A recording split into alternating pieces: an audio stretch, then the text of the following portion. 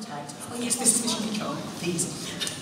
Okay, so we have Houston Control Center behind us, and within in 30 seconds I will be able to talk to them, and then they will give me the permission to talk to the station.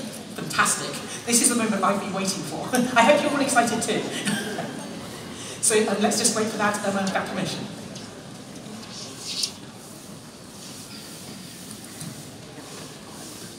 So the distance to Houston is even bigger than the height of the International Space Station by a factor of 20. Is that something like that? Might be. But where is the International Space Station at the moment? In orbit. Oh yes. Oh, I will check it. Over what continent?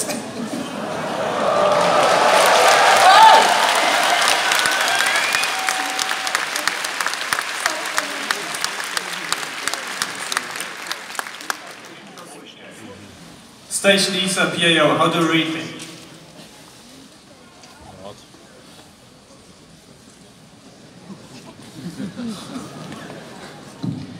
Bremen, this is the International Space Station. I hear you loud and clear. Welcome.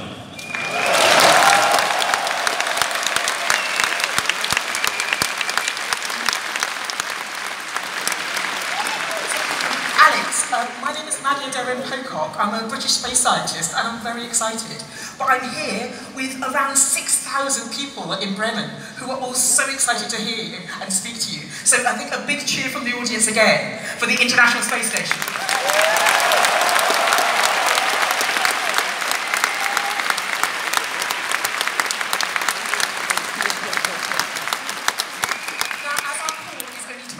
I will pass straight on to the questions. So, would you like to ask your first question? Hallo Alexander, hier spricht Jan aus Berlin. Wenn du nachher das Kommando übernommen hast, ändert sich dann irgendwas in deinem Alltag und hast du weniger Zeit für Experimente im Columbus-Modul? I should translate it first. Hi Alex, if you are now changing to be the commander of the station, do you will have less time to do real work, or what is your life then? Wait, he will answer first. Yes, well, first of all, big welcome again on the International Space Station. It is an honor and a pleasure for me to talk with you today on the German National Day, of course, and also an important day for me. As for your question, as a commander on the International Space Station, of course, we still have to do all the jobs that the other crew members have to do as well, which is watch out for the station, do maintenance and repair work, and of course do experiments, which is one of the most important things that we do up here. So even after I'm a commander, I will still do experiments here in the Columbus laboratory. But of course, in addition to that, I have a few added responsibilities. Of course, I want to make sure that the crew has everything that they need to work up here to conduct all the experiments, that the mood is great, and of course that everybody is safe. That's one of the most important parts of the job as a commander. So my personal goal is that at the end of this expedition we get our experiments done, the space station is in a good state, we preserve this fantastic machine, and of course the most important thing is that we all come home as friends.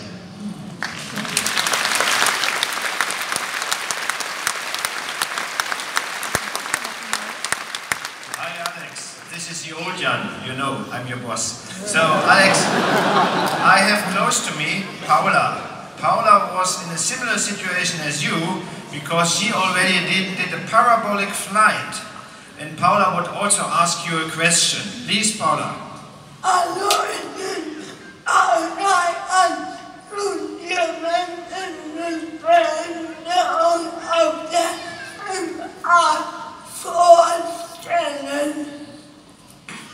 So, Alex, the question is, so first of all, she's here in Bremen, and she wants to ask you, is it possible in the future also that people like Paula, which need some special things during their day to day, whether she will also be able one time to come up to the International Space Station?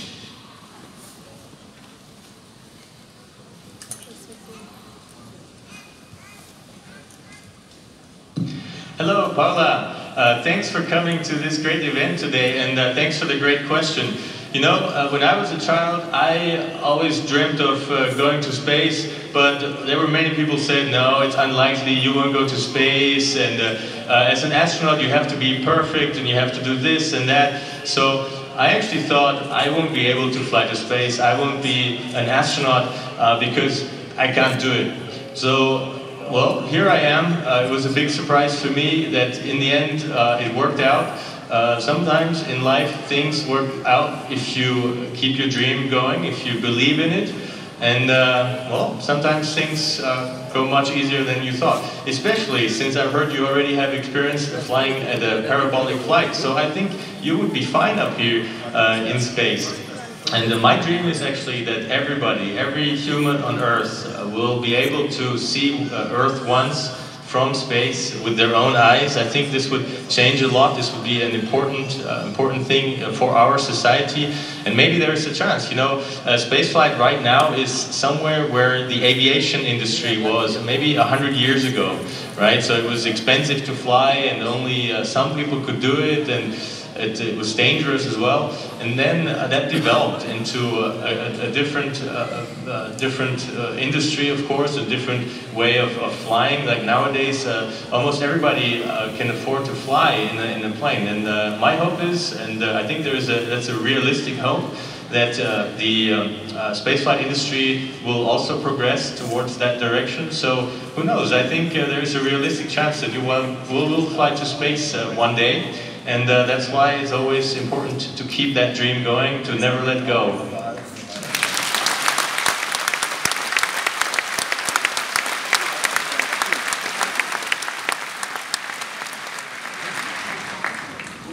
Hi Alex, this is Pascal. I've attended so many in-flight calls in the last weeks, but finally I can ask you a question. So there is a lot of training which you do on the space station for the safety for the ISS, but also for the crew. So what was your last emergency training?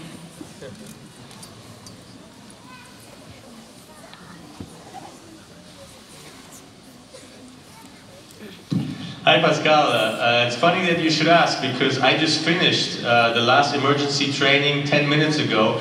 In this case, I actually had to conduct it with my crew. I led the training.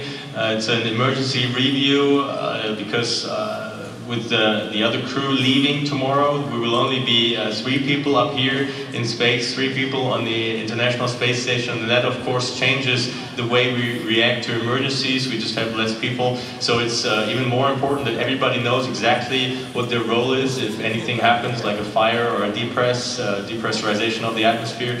And that's what we trained actually today.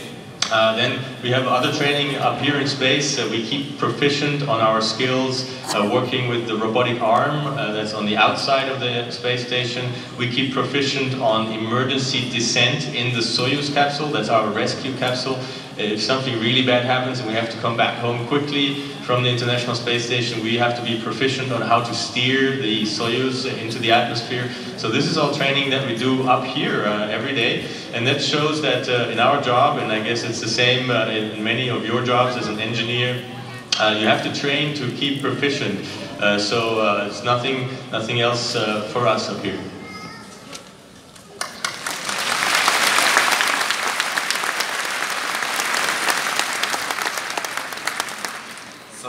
Dear Alex, at first I have to say we are all so proud of you as being such a great ambassador for space. Thanks for that.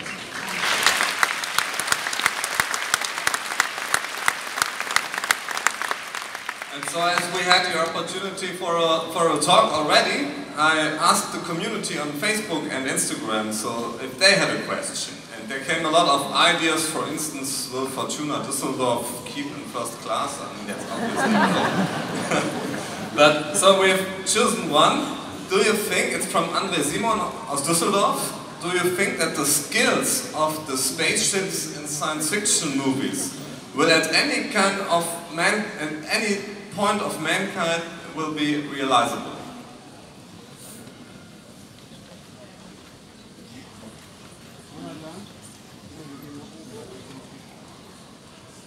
Well, I think that's a difficult question to ask. Of course, there's a wide range of what like spaceships can do in science fiction movies. So if I understand the question right, is will our ship or the ships that we build in the future do something like that? Well, I think the warp drive is not completely around the corner yet, and so I don't think we need to concentrate on that. But to me, always the science fiction movies were so interesting that were in a way realizable, like where you not just like beam away people when they're getting in trouble or things like that, but like where we actually really solve technical problems, where the engineers have thought something, thought of a solution for a problem that's long-standing. And that's actually something that we're working up here on. The ISS is a test bed for future spacecraft, and we are actually testing systems that many of you engineers down there actually built and sent it up. We, for example, just last week received a new life support rack that was built in Europe, in Germany to a big part.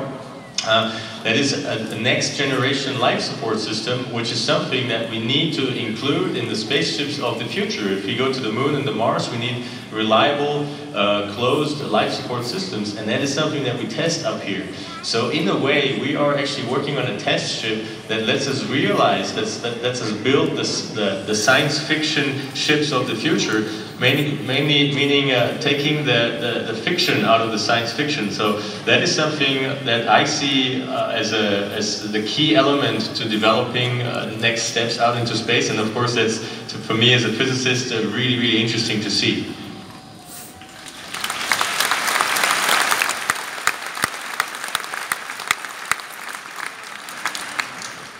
Hello Alex, this is Jim Bridenstine, the NASA administrator. Happy Unity Day. And on today I just wanted to ask you, how important do you think international cooperation is as we explore space even more and go further than we've ever gone before?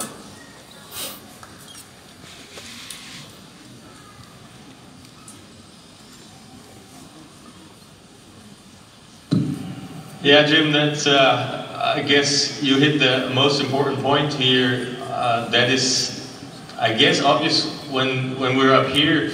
If I look around, right, I'm in the European module, but that's docked to an American module. Behind that, there's a Japanese module, then there's another US module, and then there's a Russian module, and so on. Right? We live in this amazing machine that was built by, I read, about 100,000 people built this machine. So far, we've conducted about 3,000 experiments, a bit more up here in the lifetime of the ISS. And individuals or experimenters from more than 100 different countries participated in scientific experiments up here.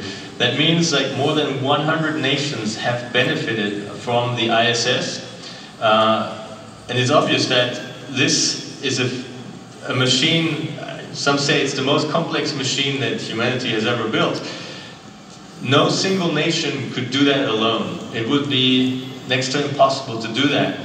By putting our international, sometimes discrepancies aside and focusing on what unites us, our common visions, putting that together, enabled that to build this machine. And if you think about it, I mean, those modules that we stuck together in space, they were never stuck together before on Earth. They were never tested to see if it fits, right? 1/100th of a millimeter, something going wrong and they don't fit. Well, some people said it's not doable. We can't assemble such a space station up in space at 28,000 kilometers an hour, coming from different continents. Some said it's not possible. Well, here we are, and that is a sign of what international cooperation can do. And also, that of course points in the direction that future cooperation has to go. We need to keep our visions, we have to work together to enable those big, not only space stations, but those big exploration goals, the next step out into space. So international cooperation will be the key for getting further out into space.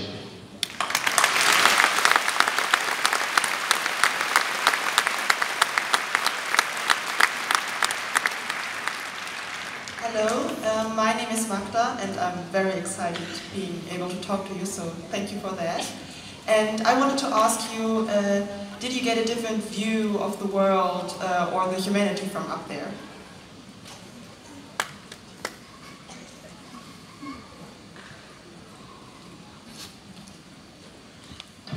Hey Magda, yes, I think you hit another really good point. To me, I was a geophysicist before I flew up here. I studied physics and geophysics, so I thought I knew everything about our planet, about the size, the thickness of the atmosphere, and I still know the same facts as before, but I've seen it with my own eyes, and it's incredible if you see how thin this atmosphere is, or it's incredible how it's been put into perspective, seeing the world that we live in from the outside. When I grew up, I actually always thought space is a special place. I thought being in space must be so special, must be so special. Well, what I learned up here is the very first thing is that space is, well, pretty large and empty, and that the actual special place, that is our Earth down there, that is the place that we all come from, that is unique. We don't have a planet B. So that's one of the first lessons. Also, if you look at the Earth from the outside, it looks rather small all of a sudden. Something very big becomes small in light of infinity.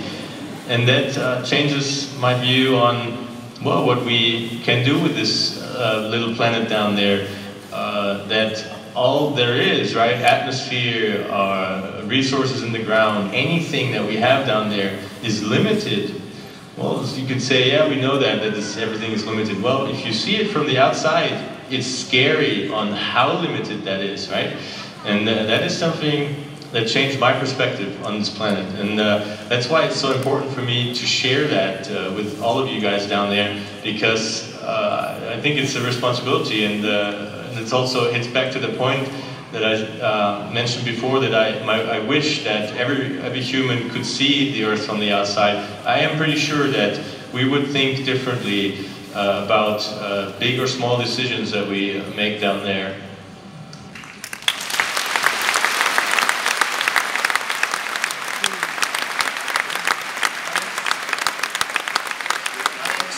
Maybe you could not hear, but you always got a big round of applause for what you were saying.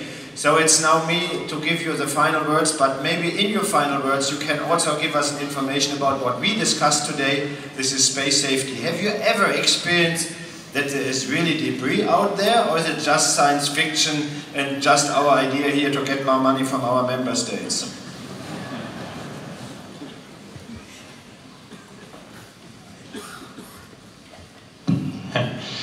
No, Jan, space debris is very real. If I look out any window, and if the sunlight falls in the right direction on the window surface, I see that the surface of the International Space Station, including the windows, but all other surfaces, they're plastered with like mini little impact craters. Like every centimeter or so, you can see a tiny little crater. Sometimes they're even bigger. Like we have one in the cupola window that's a few millimeters in size. Had one in my last Soyuz in the window. Of course, we have protective panes that can cover that up to a certain size. But it makes you think, well, if that little particle that hit this, say, 5mm crater in the window on the outside, what if that was a little bit bigger? And of course, I mean, we know, right, there's been satellites being taken out by space debris. So that is really an open flank that we have. We have so much valuable infrastructure up here in space, and also the prospect of flying to space is something that is endangered by space debris. If we let that grow too high, too far, then we cut off our access to space, and that's a huge economic impact. That would be a catastrophe for humanity, and that's why it's a good initiative to work on that, because really we need to close that open flank, and yeah, it's very, very real.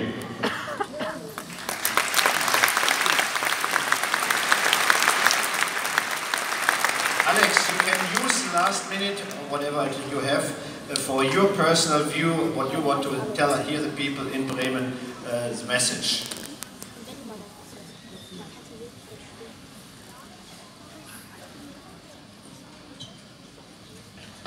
Thank you, Jan.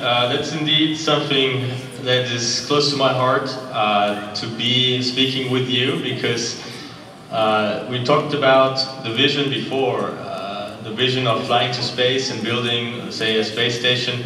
Buckminster Fuller once said, the vision itself is less important than the visionary spirit. And the visionary spirit is something that I can feel at IAC. You are the people who partly built this space station. You are the people who dream, who look further beyond the horizon, who don't let other people stop them. You are the guys that advance space exploration in all fields. And well, it's easy to say, without you, space would be empty. So I want to encourage you to go on with this, because ISS was once only a daring vision, and now it's real. The same thing is right now happening with the Gateway. It was once a daring vision, and now we and many of you built that amazing new station to make it real. And we need you to dream further beyond that. What's going on? What's the next step out there in all fields? Like, not only talking about walking on the moon or on Mars, but in any space-related field of technology, it requires keen thinkers who think beyond the horizon. And that is you. And I thank you for that, and I encourage you to go along, because in 10,000 years, if humanity still exists, our time will be remembered as a time of spaceflight, where the humans left their own planet for the very first time and ventured into space. It's a big step of evolution. We will be remembered for that, and you guys make that possible. So thank you for that, and keep doing that. All the best from the International Space Station.